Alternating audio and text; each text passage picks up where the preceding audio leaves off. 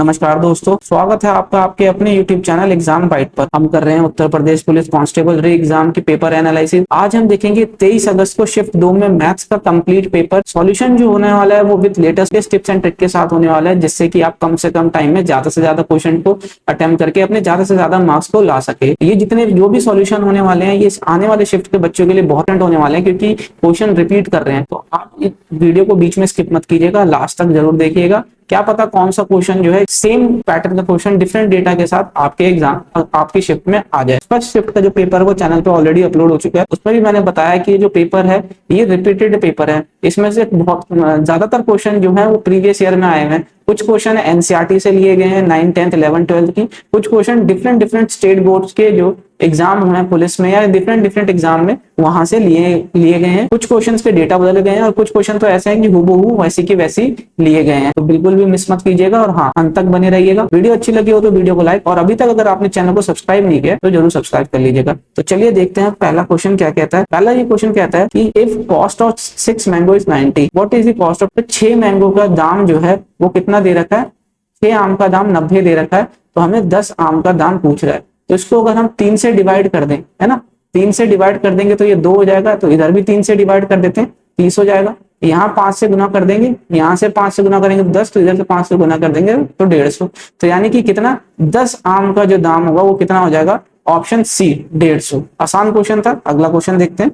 अगला क्वेश्चन ये कहता है कि एक राशि का भुगतान 1764 रुपए की 2 वार्षिक किस्तों में किया जाता है, जिसमें वार्षिक संयोजित 5% चक्रवृद्धि ब्याज मिलता है। तो उधार ली गई राशि कितनी होगी। देखिए 5% हम सब जानते हैं कितना होता है, एक का ब्याज 20 पे। तो अगर कोई चीज 20 ली गई है पहले साल में तो वो 21 देनी होगी। और चक्रवृद्धि ब्याज की बात होती है तो हमेशा दूसरे साल में अगर कोई बात हो रही है तो उसका स्क्वायर हो जाएगा। ठीक है। अब यहाँ पे इक्वल इंस्टॉलमेंट की किस्तों की बात की गई है, कितनी, 2 वार्षिक किस्तों की, जो कि समान है 1764 रुपए। तो इसको भी हम 21 से गुना कर लेंगे, यहाँ पे भी हम 21 से गुना कर लेंगे दोनों साइड। तो देखिए एक किस्त तो कितनी बन गई, किस्त बन गई है हमारी 441 की, और ये आ जाएगा हमारा 420, और ये आ जाएगा हमारा 400। तो जो टोटल धनराशि उधार ली गई होगी वो तो ली गई है 820। ठीक है। अब यहाँ पे ये 441 की जो वैल्यू दे रखी है वो कितनी दे रखी है, 1764 रुपए। अब ये सीधा सीधा यहाँ पे हमें दिख रहा है ये 4 गुना है।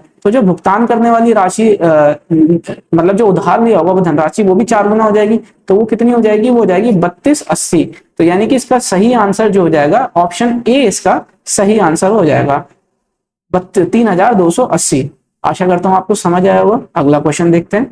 अगला क्वेश्चन ये कहता है सी और बी एक कार्य को क्रमशः 18 दिन और 24 दिनों में करते हैं। ठीक है ना। उन्हें 8 दिन तक एक साथ काम किया और फिर सी चला गया, तो बी ने शेष कार्य कितने दिन में किया। अब देखिए यहाँ पे एक चीज कि सी और बी जो है 18 और 24 दिन में करते हैं। तो सी का मान लेते हैं कितने दिन में इन्होंने दिया है, 18 दिन में, और बी ने किस काम को कितने दिन में किया, 24। अब यहाँ पे ये टोटल वर्क हम ले लेते हैं। टोटल वर्क में हम इनका एलसीएम ले लेते हैं 18 और 24 का। 18 और 24 का एलसीएम अगर लेंगे तो वो 72 आ जाएगा। 4 बारी में चला जाएगा और 24 से हमारा 3 बारी में चला जाएगा।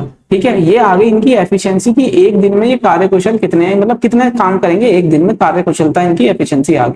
अब देखिए 8 दिन तक तो इन्होंने दोनों ने साथ में काम किया। तो 8 दिन तक जो दोनों ने साथ में काम किया वो कितना किया गया होगा, एक दिन में ये 4 यूनिट सी और बी 3 यूनिट, तो कितना हो जाएगा ये 7, 7 8 56। तो यानी कि 56 काम इन्होंने एक दिन में किया। अब 72 में से 56 चला जाएगा तो बचा कितना, 16 यूनिट का काम। अब ये 16 यूनिट का काम जो है बी अकेले करता है, और बी की एफिशिएंसी कितनी है, 3। ये हो गई 3। तो अब इसको हम 5 सही 1/3 दिन में ये भी लिख सकते हैं काम करेगा, और 16/3 दिन में ये काम बचा हुआ करेगा। तो इसका सही उत्तर क्या हो जाएगा, ऑप्शन बी, दूसरा ऑप्शन जो है इसका सही आंसर हो जाएगा। एग्जाम में भी आपको सिंपली इतना ही करना है, इससे ज्यादा नहीं निकला। आपको वहां पे किसी को समझाना नहीं है, जल्द से जल्द जो है क्वेश्चन को अटेम्प्ट करके दूसरे क्वेश्चन की तरफ आगे बढ़ना है। और एक्यूरेसी हमारी जो है क्वेश्चन सॉल्व करते समय 100% होगी। 100% जब होगी जब हमारा फोकस जो है एग्जाम में होगा। अगला क्वेश्चन देखते हैं। अगला क्वेश्चन ये कहता है कि ए और बी प्रत्येक एक कार्य को 75 दिन में कर सकते हैं। तो देखिए यहाँ पे ए और बी जो है दोनों ही 75 डेज में करते हैं। तो इनकी कार्य कुशलता एफिशिएंसी का रेशियो अगर हम मान ले तो वो दोनों बराबर, यानी दोनों इक्वल ही दिन ले रहे हैं। तो यानी कि वो दोनों ही एक दिन में समान काम कर रहे होंगे, यानी इनकी एफिशिएंसी बराबर आ गई। ठीक है। उन्होंने एक साथ कार्य शुरू किया, लेकिन ए ने कुछ समय बाद छोड़ दिया और बी ने शेष कार्य को 23 दिनों में पूरा किया। अब देखिए पहले तो टोटल वर्क निकाल लेते हैं। टोटल वर्क क्या होता है? वर्क होता है डेज में और गुना कर देते हैं एफिशिएंसी का, ठीक है ना।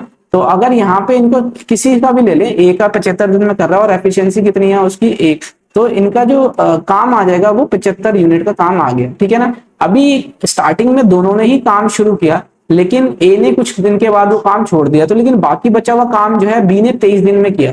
तो बी के द्वारा 23 दिन का काम कितना हो जाएगा? एक की एफिशिएंसी से 23 यूनिट, ठीक है ना। तो अभी माइनस कर देते हैं, तो ये कितना हो जाएगा हमारा? 52 यूनिट का काम। तो ये 52 यूनिट का काम किसके द्वारा किया गया है? ए और बी के द्वारा।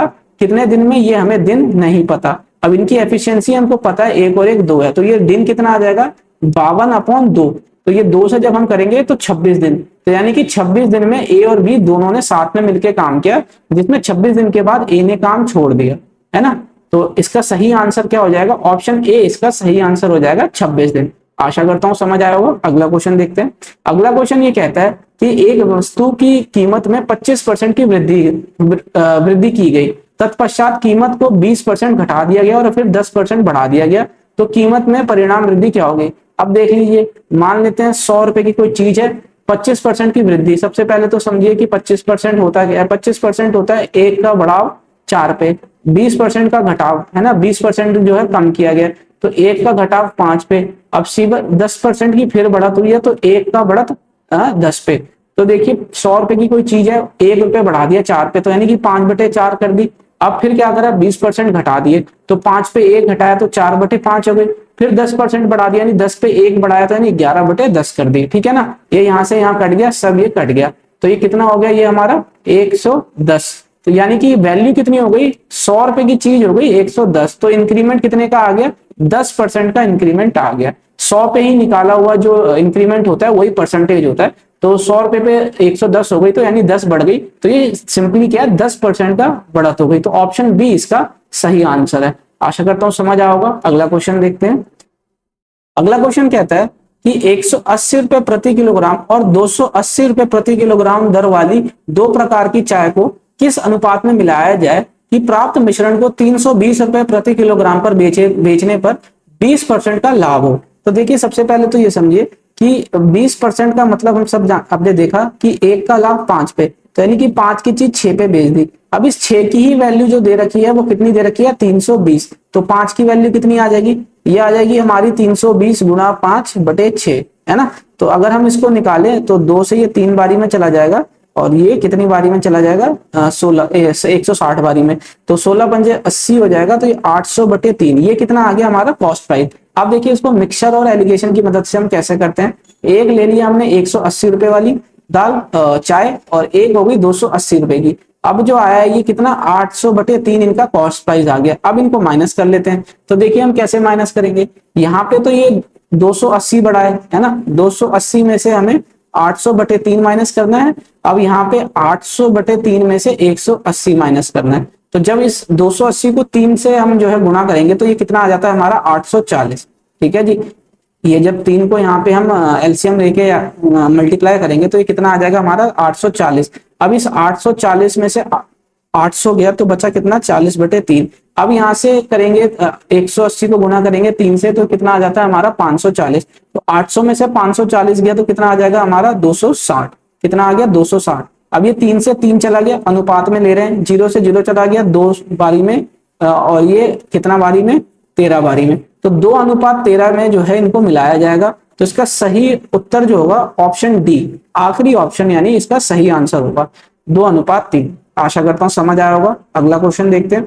अगला क्वेश्चन ये कहता है कि ए और बी की गति की दरों के बीच का अनुपात 2:3 है, और इसलिए ए को गंतव्य तक पहुंचने में बी द्वारा लिए गए समय से 15 मिनट अधिक समय लगता है। यदि ए जो है दुगनी कर ले गति से चला होता, है ना, चला होता, तो उसे दूरी तय करने में कितना समय लगता है। देखिए सबसे पहले तो यहाँ पे चीज समझिए, कंसेप्ट समझिए क्या होता है कि जो डिस्टेंस होता है, दूरी होती है, वो बराबर होता है किसका? गुणा के चाल और समय के, है ना, स्पीड इनटू टाइम के। तो अगर डिस्टेंस बराबर है, जिस कंडीशन में, अगर दो कंडीशन दे रखी हो जिसमें डिस्टेंस बराबर है, तो हम क्या क्या कह सकते हैं कि जो स्पीड होता है वो उल्टी होती है टाइम की। यानी कि अगर टाइम बढ़ जाएगा तो स्पीड घट जाएगी, स्पीड बढ़ जाएगा तो टाइम हमारा घट जाएगा, है ना। ये होता है उल्टा इनका रिलेशन। तो अब यहाँ पे एक चीज देखिए क्या कहता है कि दोनों के गति की दरों के बीच का अनुपात, यानी स्पीड का रेशियो इनका दे रखा है। किसका? ए अनुपात बी का स्पीड दे रखा है ना। स्पीड का इनका रेशियो क्या दे रखा है? 2:3। ठीक है, तो अब टाइम का अनुपात इनका कितना हो जाएगा? टाइम का अनुपात इनका 3 और 2 का हो जाएगा, उल्टा हो जाएगा, जैसा कि मैंने यहाँ बताया। अब यहीं पे क्या कह रहा है कि ए को 15 मिनट ज्यादा लग रहा है, तो अगर ए 3 यूनिट ले रहा है, बी 2 यूनिट ले रहा है, तो ये 1 यूनिट जो ज्यादा आ रहा है, इसी की वैल्यू क्या दे रखी है? ये 15 मिनट दे रखी है। ठीक है ना जी। अब यहाँ पे कहता है कि अगर ए जो है दुगनी गति कर ले, तो ए को पहले कितना टाइम लगता था? वो भी 15 गुना, तो 45 मिनट लग रहा। ठीक है जी, 45 मिनट उसको लग रहा है। अब देखो यहाँ पे सिर्फ ए के बारे में बात करते हैं। ए के बारे में क्या कह रहा है? ए के बारे में वो कह रहा है कि स्पीड को दुगना कर ले। तो यहाँ ए की स्पीड अगर मान लेते हैं पहले 1 थी, अब उसने दुगनी कर ली, तो टाइम की अगर हम बात करें तो टाइम कितना हो जाएगा? पहले उसको 2 टाइम लगता था, अब कितना लगेगा? 1 यूनिट का टाइम लगेगा। अब इस पहले जो टाइम आया वो हमारे पास कितना आया? 45 मिनट, है ना। ये जो यहाँ से निकाला, ये कितना दे रखा है? ये हमको ये 22.5 गुना है। ठीक है जी, तो अब टाइम कितना लगेगा उसको? ये भी 22.5 गुना, तो कितना आ जाएगा? 1 को 22.5 से गुना करेंगे तो 22.5 मिनट। तो यानी इसका आंसर जो हो जाएगा ऑप्शन पहला ए जो है इसका सही आंसर हो जाएगा। 22.5 मिनट लगेगा अब उसको, यदि ए जो है पहले से अपनी स्पीड को दुगना कर लेता है तो। और सेम डिस्टेंस की बात हो रही है। ये कंसेप्ट आपको पता होना चाहिए कैसे होता है। ठीक है, आशा करता हूं आपको समझ आया होगा। सॉल्यूशन फास्ट लगाओ तो क्वेश्चन को दोबारा पढ़िए और सॉल्यूशन को कम स्पीड पे दोबारा देखिए, जरूर समझ में आएगा। अगला क्वेश्चन देखते हैं। अगला क्वेश्चन ये कहता है कि एक निर्माता एक विशेष घटक के 2000 टुकड़ों को 50 रुपए प्रति पीस की दर से आपूर्ति करने का वचन देता है। ठीक है ना, कि 2000 पीस कोई पीसेस बनाता है वो 50 रुपए के पर पीस के हिसाब से। उसने उसके अनुमान के अनुसार यदि 5%, उसने ऐसा सोचा कि अगर मान लो मेरा 5% जो है माल रिजेक्ट कर दिया जाता है, तब भी उसको 25% का लाभ होगा। ठीक है, लेकिन लास्ट में होता क्या है कि 50% का माल जो है उसका डिफेक्टिव यानी अस्वीकार कर देते हैं। तो ये बताना है कि निर्माता या मैन्युफैक्चरर को कितना नुकसान हुआ है। चलिए क्वेश्चन देखते हैं। बहुत अच्छा क्वेश्चन आया था इस बार ये यूपी पुलिस कांस्टेबल में। बहुत अच्छे क्वेश्चन बीच में दो एक हर शिफ्ट में 2 क्वेश्चन 3 क्वेश्चन बहुत अच्छे डाले गए हैं। देखते हैं क्या कहता है। देखिए इसमें सबसे पहले अगर हम नॉन डिफेक्टिव पीस की बात करें, है ना, नॉन डिफेक्टिव पीस की अगर हम बात करें तो कितना हो जाएगा? देखिए यहाँ कहता है कि 2000 में से 5% का वो मान के चल रहा है कि 5% हट गया। अगर 5% हट गया तो कितना हो गया? 95%। किसके? ये 2000 पीस के। ठीक है जी। अब यहाँ से ये 3 0 से 3 0 चला जाएगा और 95 को हम 2 से इंटू कर देंगे तो कितना हो जाएगा? ये हमारा ये आ जाएगा, यहाँ पे 2 0 आएगा। यहाँ मैंने गलती से 3 0 लगा के 3 0 काट दिया। ये यहाँ पे क्या होगा कि 95% यानी कि 2 0, तो ये 2 0 से ये 2 0 चला गया, तो ये कितना आ जाएगा हमारा? ये आ जाएगा 1900 रुपए। ठीक है जी, या 1900 रुपए नहीं 1900 पीस, यानी कि अब 1900 पीस जो है वो मान के चलता है कि मेरे सही जाएंगे, उसने जो माना। अच्छा, अब ये देख लीजिए सेलिंग प्राइस क्या हो जाएगा। अब ये 1900 को वो कितने रुपए में बेच रहा है? वो बेच रहा है एक पीस 50 रुपए में। ठीक है जी, कितने में बेचता है? एक पीस 50 रुपए में। तो 1900 को 50 से इंटू कर देंगे, ये हमारा सीधा सीधा कितना आ जाएगा? ये हमारा आ जाएगा 95,000 रुपए। ये हो गया सेलिंग प्राइस। ठीक है ना। अब देखिए कॉस्ट प्राइस की, ये 95,000 रुपए की चीज को बनाने के लिए इस उत्पादक यानी कि निर्माता को कितना पैसा लगा हुआ। अब यहाँ पे वो खुद कह रहा है कि 25% का लाभ हो जाएगा यदि वो 5% का नुकसान भी सहता है तो देखिए कॉस्ट प्राइस इस 95,000 की चीज को बनाने के लिए क्या रहा होगा? इस कॉस्ट प्राइस का वो 125% लेके चल रहा होगा। ठीक है ना, तभी तो ये 95,000 में इसकी चीजें बिक्री वाले चीज मतलब सेलिंग प्राइस क्या होता है एक्चुअल में? कॉस्ट प्राइस पे उसका मुनाफा। तो इस क्रय मूल्य पे 125% का वो रेट लेके चल रहा होगा, जब भी वो इतने पे बेच रहा है 95,000 पे। ठीक है ना जी। तो अब इसको हम डिवाइड कर लेंगे, तो ये यहाँ से परसेंटेज हटेगा तो 100 हो जाएगा। तो ये 25 से हम ये इसको 5 बारी में चला जाएगा, 25 से ये 4 बारी में, 5 से ये 1 बारी में चला जाएगा, ये 9 बारी में चला जाएगा, ये इधर हो गया। तो कॉस्ट प्राइस कितना आ गया हमारा? 76,000 रुपए। ठीक है ना जी, कॉस्ट प्राइस आ गया हमारा 76,000 रुपए। अब ये तो कॉस्ट प्राइस उसके हिसाब से आया जो वो कहता है कि जी मैं 5% का घाटा सह लूंगा। ठीक है। लेकिन अब हुआ क्या एक्चुअल में, हुआ ये कि जो सेलिंग प्राइस हुआ वो आया कितना, 1000 पीस का, है ना। अगर मैं ये बोलूं 2000 पीस का आधा, 50% तो उसका माल ही रिजेक्ट कर दिया, तो यानी कि 2000 पीस में 50% रिजेक्ट कर दिया तो उसका आधा हो गया और ये 50 से गुना हो गया।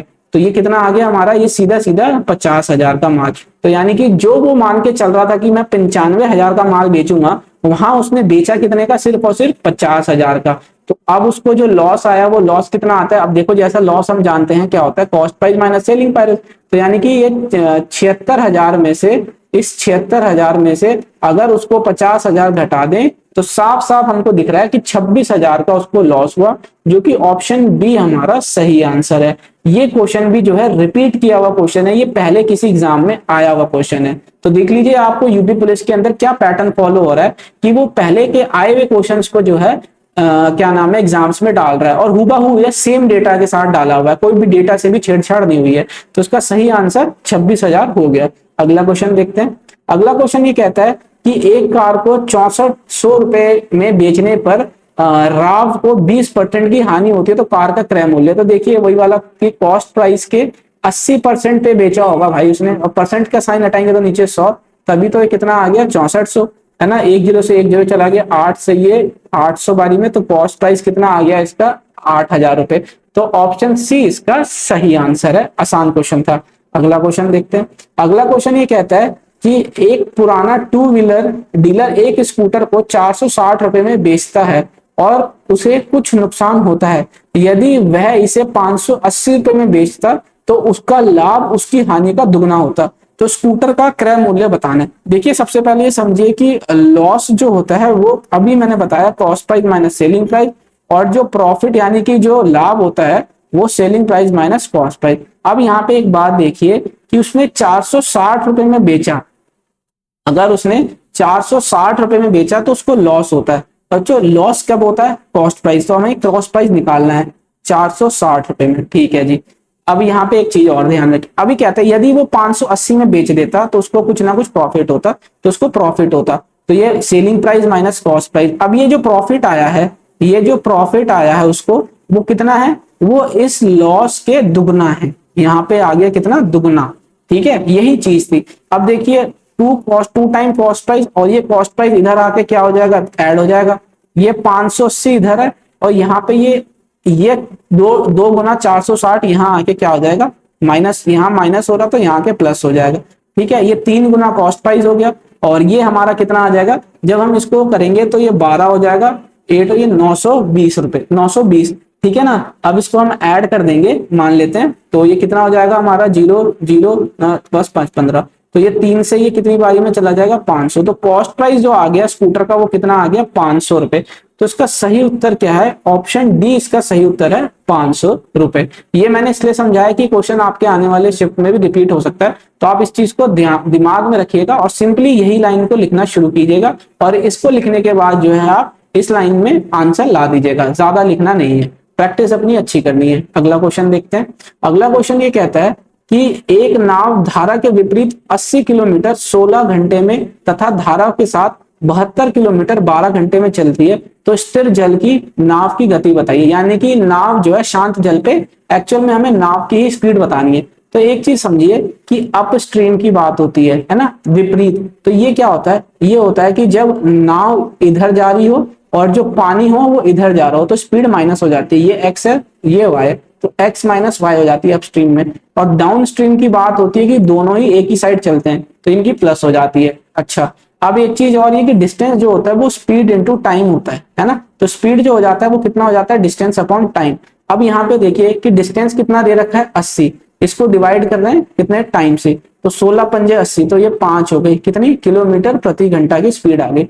अब डाउन स्ट्रीम की बात हो रही है तो ये 72 चल रहा है 12 घंटे में, तो 12 × 72, तो यानी कितना हो गया, ये 6 किलोमीटर प्रति घंटा। अब यहाँ पे हमको करके कहना क्या है कि स्पीड निकालनी है बोट की, तो एक्चुअल में ये एक्स की वैल्यू निकालनी है, तो दोनों को ऐड कर देते हैं। जब दोनों को ऐड कर देंगे तो ये कट जाएगा, ये 2x हो गया। यहाँ पे अगर हम करेंगे तो 6 5 11 किलोमीटर प्रति घंटा, तो x की वैल्यू कितनी आ जाएगी, 5.5 किलोमीटर प्रति घंटा x की वैल्यू आ गई। तो इसका सही आंसर क्या है, इसका उत्तर सही हो जाएगा ऑप्शन बी, 5.5 किलोमीटर प्रति घंटा इसका सही आंसर है। आशा करता हूं समझ आया होगा। अगला क्वेश्चन देखते हैं। अगला क्वेश्चन ये कहता है कि एक व्यक्ति शांत जल में 22 सही 1/2 किलोमीटर 1 घंटे में तय करता है। एक्चुअल में इसकी स्पीड आ गई है आदमी की शांत जल में, ठीक है। और ये पाता है कि उसकी धारा के विपरीत लिया गया समय धारा के साथ के समय का दुगना है।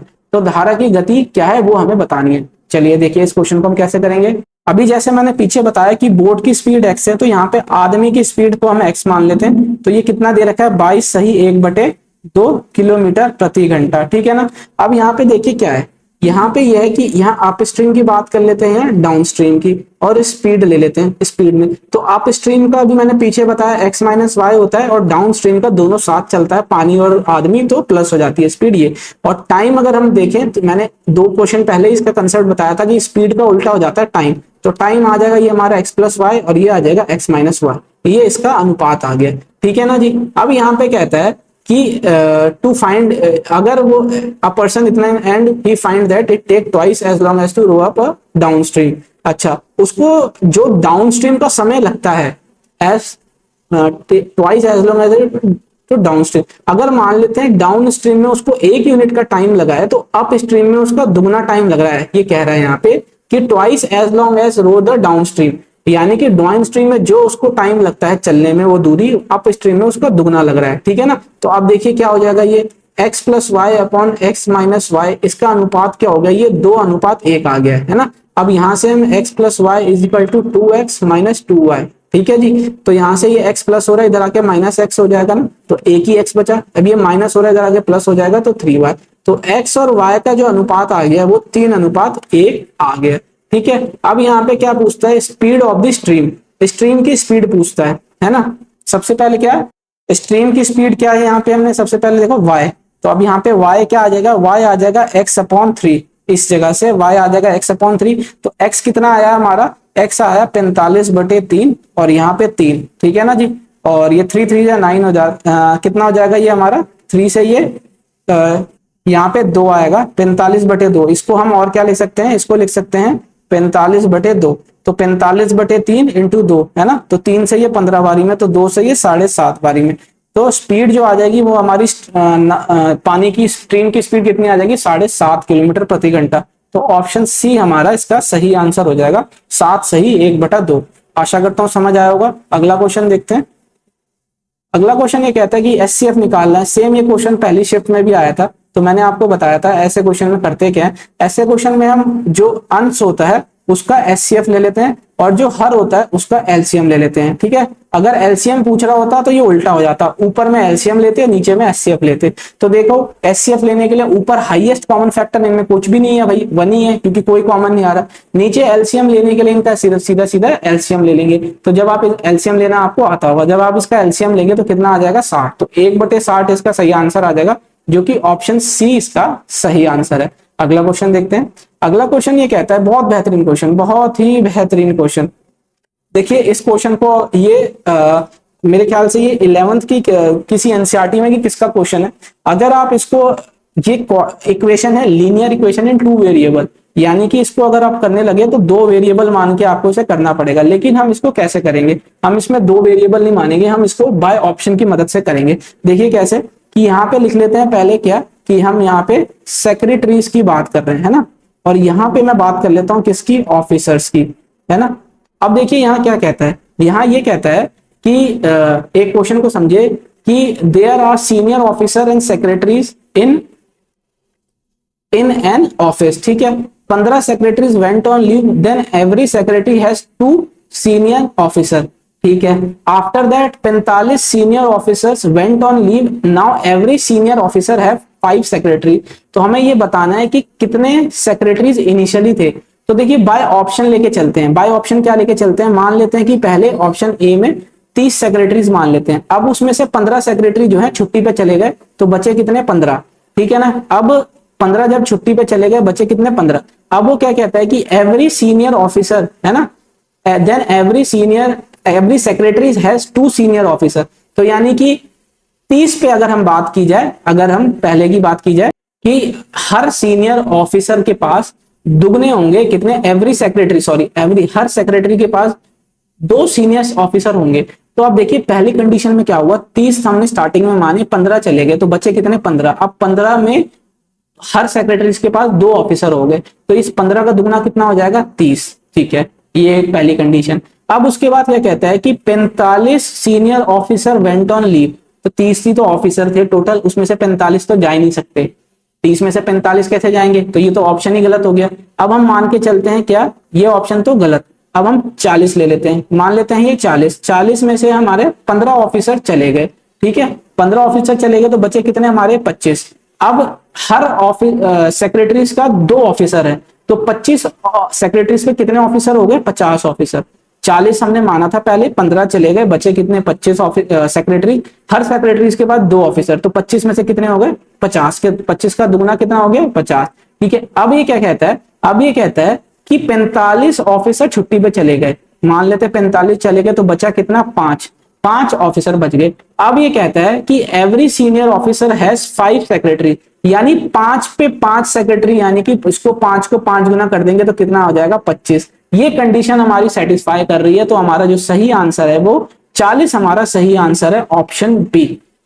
मैं मान सकता हूं कि क्वेश्चन जो है एग्जाम में करने वाला नहीं था, ये तो छोड़ने वाला क्वेश्चन था। अगर एग्जाम में आप इसे करने बैठते तो काफी टाइम चला जाता आपका और कितने क्वेश्चन आपके रह जाते और लास्ट में टाइम कम बचता, तो डर के मारे और भी क्वेश्चन गलत हो जाते। तो इस क्वेश्चन में फर्स्ट अटेम्प्ट में तो ये क्वेश्चन करना ही नहीं है। ठीक है, यदि किसी स्टूडेंट के पास इसका और बेहतरीन आंसर हो तो कमेंट सेक्शन में जरूर बताइएगा, मैं उसको उस पर देखूंगा। चलिए अगला क्वेश्चन देखते हैं।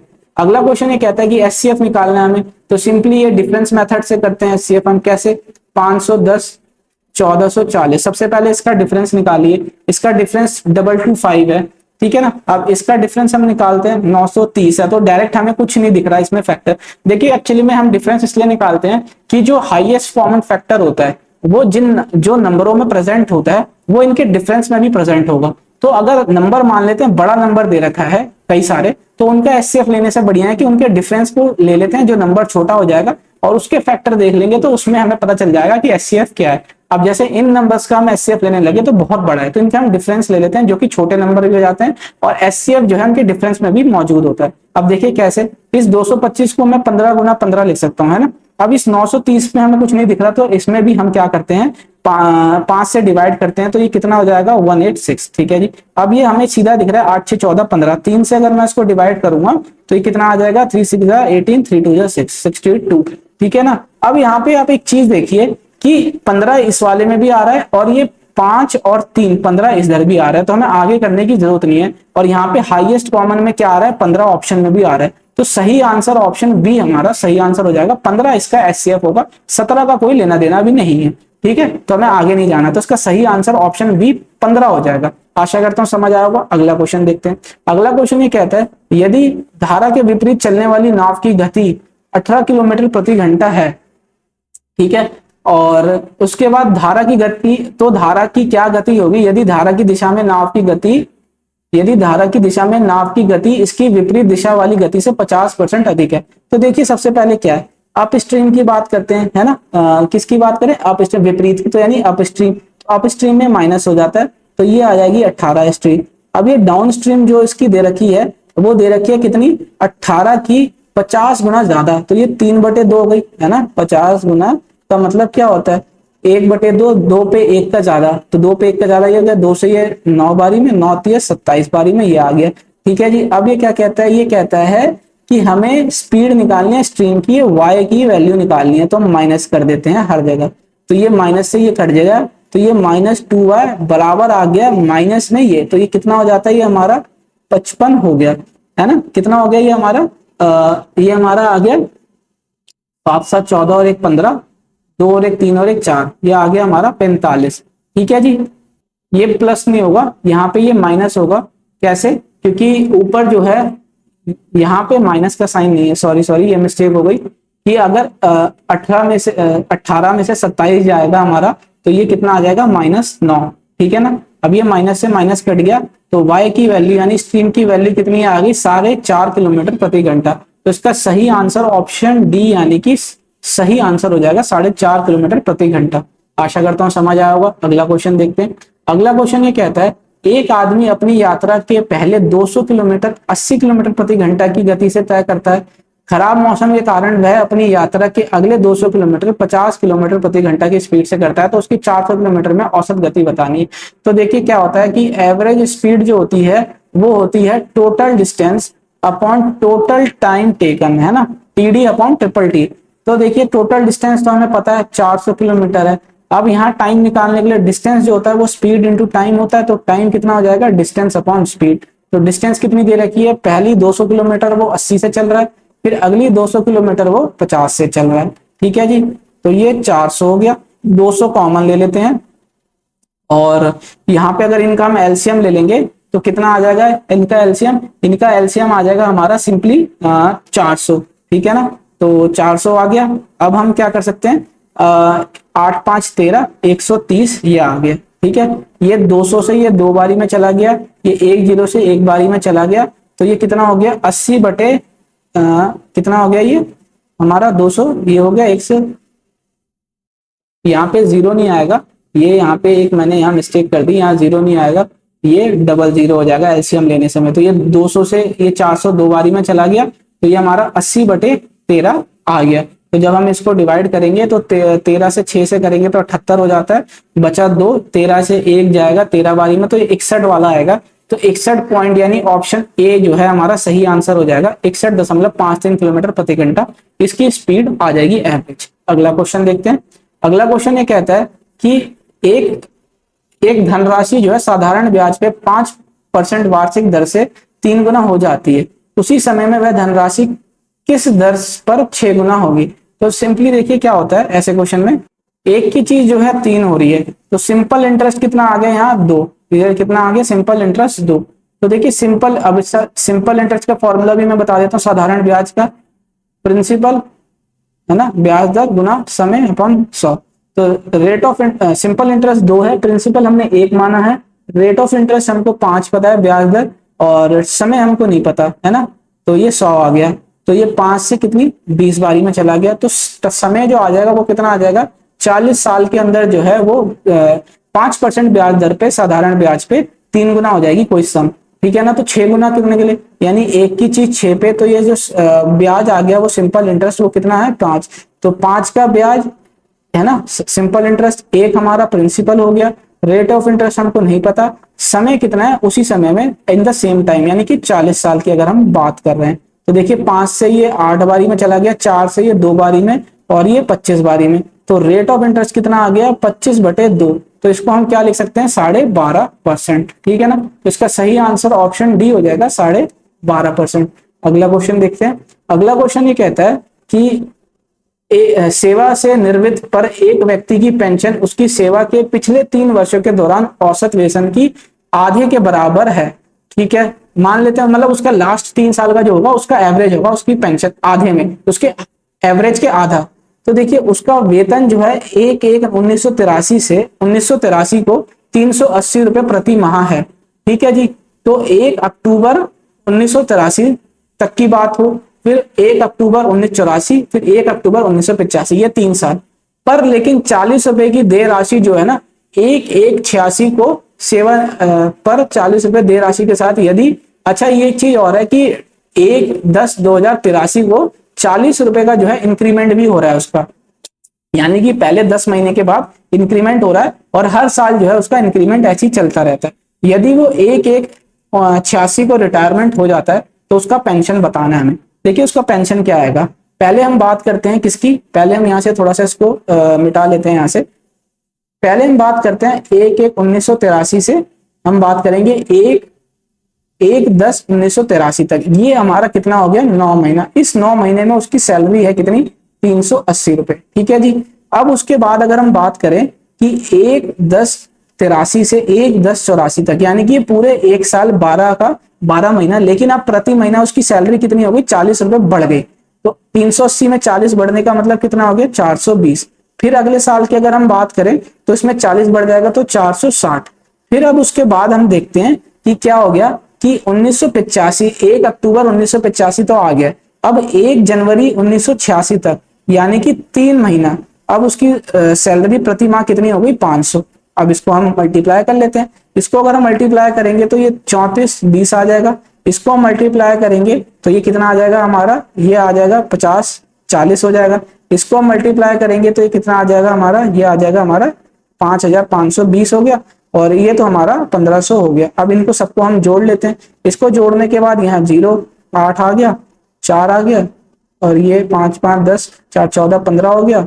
और इसको हम करेंगे तो ये कितना हो जाएगा हमारा, एक सेकंड, ये हमारा आ जाएगा कितना, 15 हो गया ना। तो ये हमारा 15,480 हो गया। अब 15,480 में ये कहता है कि retirement is equal to half the average. सबसे पहले तो एवरेज निकालो। एवरेज निकालने के लिए कितना हो गया जी, एवरेज निकालने के लिए अगर हम देखें 9 3 12 और ये 12, तो 12 3 36, ये एवरेज आ गया, इसका आधा हो गया जी, इसका आधा। तो अब ये 2 से इसको हम काटेंगे तो ये 14 7 बारी में, ये 14, ये 4 और ये, और जब हम 36 से इसको डिवाइड करेंगे तो ये हमारा सिंपली जो है सीधा सीधा कितनी बारी में, 36 गुना 72 होता है। तो 2 72 हो गया, 72 में कितना 54 है ना। तो ये कितना आ गया हमारा, तो ये फिर 54 बचा तो एक बारी में चला गया, और फिर अगर हमारा कितना बच गया, ये 5 बारी में चला जाएगा। तो 215 रुपए हो जाएगी इसकी पेंशन प्रति माह की, अगर हम देखें तो ऑप्शन बी हमारा सही आंसर हो जाएगा। आसान क्वेश्चन था लेकिन थोड़ा टाइम टेकन था। इसको हमें जो है सेकंड राउंड में करना था, फर्स्ट राउंड का ये क्वेश्चन नहीं था, सेकंड राउंड में हम इसको अटेम्प्ट करते। अगला क्वेश्चन देखते हैं। अगला क्वेश्चन ये कहता है कि यदि किसी संख्या का 70% 0.35 है तो उस संख्या का 120% क्या होगा। तो देखिए 70% का मतलब क्या होता है, 10 पे 70% 7, तो इस 7 की वैल्यू कितनी दे रखी है 0.35, तो ये कितने गुना हो गई हमारी, ये हो गई हमारी 0.05 है ना, इतने टाइम्स हो गई। तो नंबर कितना आ जाएगा हमारा, नंबर भी 0.05 टाइम्स आ जाएगा। तो नंबर जो हो जाएगा वो हमारा 0.5 हो गया। ठीक है जी, कितना हो गया 0.5। अब इस 0.5 का हमको कितना करना है 120%, परसेंट हटाएंगे तो नीचे 2 जीरो आ जाएगा, 1 जीरो से 1 जीरो चला गया, 12 पंजे 60 हो गया है ना, 60 हो गया, नीचे 10 है तो ये 1 जीरो से 1 जीरो चला जाएगा, और पॉइंट आ रहा है तो ये 0.6 हो जाएगा। तो ऑप्शन डी हमारा इसका सही आंसर हो जाएगा 0.6। आशा करता हूं समझ आया होगा। अगला क्वेश्चन देखते हैं। अगला क्वेश्चन ये कहता है कि एक व्यापारी ने 25% का लाभ शामिल करने के लिए एक वस्तु की कीमत अंकित की, लेकिन अंकित मूल्य पर 16% की छूट भी दी, तो उसका वास्तविक लाभ कितना होगा, मैं ये बताना है। तो देखिए सबसे पहले तो समझिए क्या कि 25% का लाभ का मतलब क्या होता है, एक का लाभ 4 पे, उसके बाद 16% की छूट। तो 16% की अगर हम छूट की बात करते हैं तो यानी कि 4 की छूट 25 पे, ठीक है ना जी। अब मान लेते हैं ये मार्क प्राइस यानी अंकित मूल्य, क्रय मूल्य और ये विक्रय मूल्य। सबसे पहले देखिए क्या कहता है कि उसने 25% का प्रॉफिट कमाया। 25% का प्रॉफिट कमाने के लिए तो यानी कि 4 की चीज को उसने कितने पे बेच दिया, उसने 4 की चीज को 5 पे बेच दिया। अब उसने 16% का डिस्काउंट भी दिया, तो यानी कि 25 रुपए की कोई चीज होगी जिसपे 4 का डिस्काउंट देके उसने कितने में बेचा 21 पे। तो यहाँ पे हम क्या कर लेते हैं, इसको बराबर कर लेते हैं सेलिंग प्राइस को, यहाँ हम 5 से 2 जगह इंटू कर लेंगे, ठीक है ना। तो सेलिंग प्राइस कितना आ गया हमारा 105 हो गया, और ये कितना हो गया हमारा 84। तो जो प्रॉफिट परसेंटेज आया वो कितना आ जाएगा हमारा 105 में से, अगर 105 में से 84 गया तो कितना, ये 21 रुपए का प्रॉफिट आया, कितने पे 84 रुपए पे। अब परसेंट निकालने के लिए 100 से इंटू कर देंगे तो ये कितनी 4 बारी में 4 से चला जाएगा तो 25, तो यानी कि 25% का मुनाफा हुआ उसको वास्तविक में। तो इसका सही आंसर ऑप्शन 2, ऑप्शन बी जो है इसका सही आंसर हो जाएगा। अगला क्वेश्चन देखते हैं। अगला क्वेश्चन ये कहता है कि एक क्रिकेटर खिलाड़ी की 30 पारियों के लिए बल्लेबाजी औसत 40 रन रही, उसका सर्वोच्च स्कोर उसके न्यूनतम स्कोर से 100 रन से अधिक है। यदि इन दोनों पारियों को शामिल नहीं किया जाए तो बाकी की 28 पारियों का औसत कितना हो जाता है 38 हो जाता है। तो हमें बताना है कि न्यूनतम स्कोर क्या था, स्कोर क्या था प्लेयर का। तो देखिए सबसे पहले तो इसको हम 2 तरीके से, या तो हम सिंपली क्या करें 30 गुना 40 कर दें तो कितना हो जाएगा, ये हमारा ये 1200 हो गया। अब 28 गुना जो है हम कितना 38 हो गया इसका एवरेज। तो इसको जब हम गुना कर देंगे तो ये कितना हो जाएगा 1060, जब आप इसको गुना करेंगे तो हो जाएगा। तो जब इसको माइनस करेंगे तो कितना हो गया ये हमारा 140 हो गया। तो अब इनका जो डिफरेंस है वो कितना है 40, 100 ज्यादा है। तो यानी कि अगर हम बात करें कि क्या बोला, if 2 innings are highest score exceed the lowest score, तो ये अगर मान लेते हैं ये हाईएस्ट है ये लोएस्ट है, तो कितना है ये 100 दे रखा है हमको, और इनका जो सम आया है दोनों इनिंग का वो कितना आया 140। ठीक है ना। तो अब हमें क्या बताना है, लोएस्ट स्कोर। अब लोएस्ट स्कोर निकालने के लिए माइनस कर देंगे, तो ये कितना चला जाएगा, ये -2y हो जाएगा, और ये -40। तो ये माइनस से माइनस कट गया और 2 से यहाँ 20, तो इसका लोएस्ट स्कोर आ गया 20, जो कि ऑप्शन सी हमारा सही आंसर है। आसान था, थोड़ा क्या था, कैलकुलेशन इजी थी, इधर वाले में थोड़ी कैलकुलेशन करनी थी। आप चाहते तो ये सब लिखने की जरूरत नहीं थी। ये 140 आया, 100 रन का डिफरेंस है, तो बचा कितना, 100 रन इसमें से हटा देंगे तो बचा कितना 40, और 40 को जो है दो जगह बांट देंगे 20-20, तो यानी कि वो कितने से 20 से ज्यादा हो जाएगा, है ना। सेकंड लोएस्ट हमारा, सेकंड एक हमारा कितना हो जाएगा, एक हमारा सेकंड लोएस्ट एक हमारा 120 स्कोर सबसे टोटल वाला, और उसके बाद वाला 20, तो ये हो गया हमारा। तो हमें ये करने की जरूरत नहीं थी। आशा करता हूँ समझ आया होगा। अगला क्वेश्चन देखते हैं। अगला क्वेश्चन ये कहता है कि कुछ छात्र यात्रा पर गए और खर्च की जाने वाली कुल निश्चय जो उनकी नियोजित राशि थी वो 96 रुपए थी। हालांकि 4 छात्र नहीं आए और परिणाम स्वरूप 6 छात्र को 4 रुपए हर किसी को, यानी 4 रुपए हर कोई अतिरिक्त का योगदान देना पड़ा। यात्रा भाग लेने वाले छात्रों की संख्या क्या थी ये बताइए। मान लेते हैं क्या, सबसे पहले तो उनकी 96 रुपए की ट्रिप थी, है ना। तो मान लेते हैं क्या हुआ कि एक्स इनिशियली क्या था, एक्स नंबर ऑफ स्टूडेंट आ रहे थे, तो अब उसमें से 4 नहीं आए, ठीक है ना, ये माइनस कर देते हैं।